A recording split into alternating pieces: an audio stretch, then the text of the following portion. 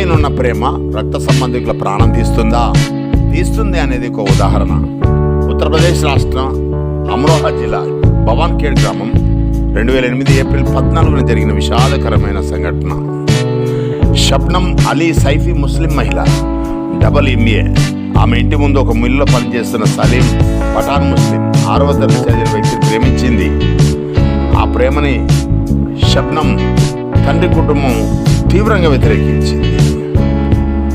వెంటనే నమ్మించి కుటుంబ సభ్యులకు పాలల్లో విషం పెట్టి కుటుంబ సభ్యులు, తల్లి, తండ్రి, మిగతా వారందరూ స్పృహ తప్పిన తర్వాత ప్రియుడు సలీంతో కలిసి గొడ్డలతో నరికి 7గురిని చంపేసింది.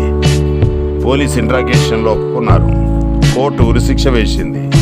జైల్లో ఉండగా ఒక బిడ్డకు జన్మనిచ్చింది.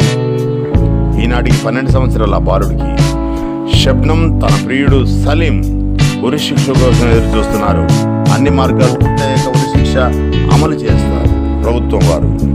ఇలాంటి మానసికమైన రోగం కలిగిన కూలికోర్లు సమాజంలో ఉన్నారా అంటే ఈ సంఘటన ఉన్నారు అని తెలియజేస్తుంది.